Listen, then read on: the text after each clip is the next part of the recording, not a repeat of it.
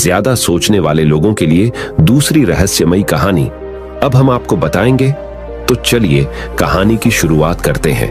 एक गांव में एक आदमी रहता था जो ताले तोड़ने के मामले में एक्सपर्ट था। यानी कि जहां कहीं भी ताले तोड़ने की बात आती थी या लॉक को खोलने की बात आती थी तो उसका नाम सबसे पहले लिया जाता था। एक दिन कुछ समझदार लोगों ने उसकी परीक्षा लेनी चाहिए और उसको बता दिया गया कि आपको इस जगह पर इस तारीख को आना है और ताले को तोड़ना है। जब वह समय के अनुसार तय दिनांक को वहां पहुंच गया तो उसको प्रतियोगिता के नियम समझा दिए गए। आपको एक बॉक्स में बिठा दिया जाएगा और उस बॉक्स को पानी में उतार दिया जाएगा।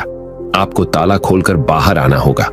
इस बीच आपको लगता है कि लॉक आपसे नहीं खुल पाएगा तो आप इमरजेंसी बटन को दबा सकते हैं और ऊपर आ सकते हैं, लेकिन आप प्रतियोगिता में हार जाएंगे।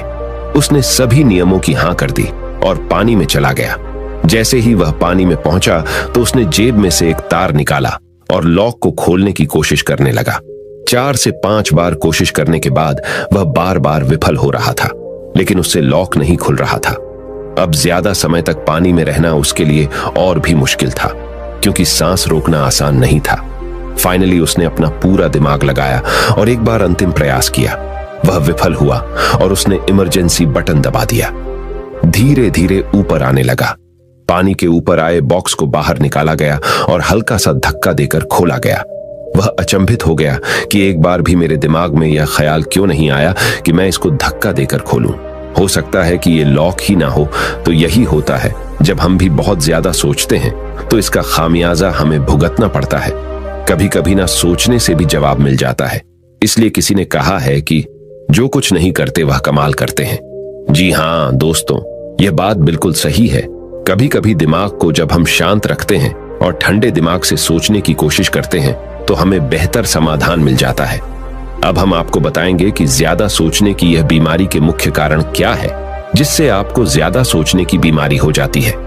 अत्यधिक सोच के कुछ मुख्य कारण। पहला कारण, वर्तमान से ज्यादा भूतकाल या भविष्य के बारे में ज्यादा चिंता करना।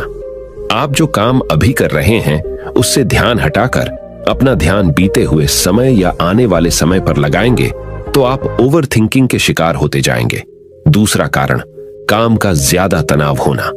जब वर्कलोड ज्यादा होता है तो दिमाग भी तेजी से चलने लगता और यह तनाव का रूप ले लेता है और दिमाग में वो विचार भी आने लगते हैं तो काम से संबंधी नहीं है और लोग ओवर थिंकिंग के शिकार हो जाते हैं। तीसरा कारण, डर का बना रहना। जब व्यक्ति के अंदर डर होता है, जैसे नौकरी छूट जाने का डर, प्रमोशन न होने का डर, काम में असफल हो जाने का डर, पैसे न मिलने या डूब जाने का डर, व्यक्ति इस डर को लेकर कल्पना करता रहता है।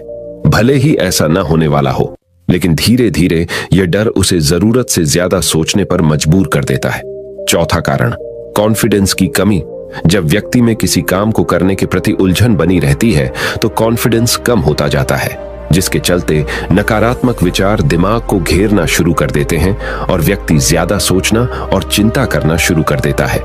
पांचवा कारण, चीजों के बारे में सकारात्मक से ज्यादा नकारात्मक विचार। जब व्यक्ति छोटी छोटी बातों के नकारात्मक पहलू के बारे में ज्यादा सोचना शुरू कर देता है तो धीरे धीरे व्यक्ति ओवर थिंकिंग का शिकार होता जाता है। क्या ओवर थिंकिंग यानी अत्यधिक सोच से छुटकारा पाया जा सकता है?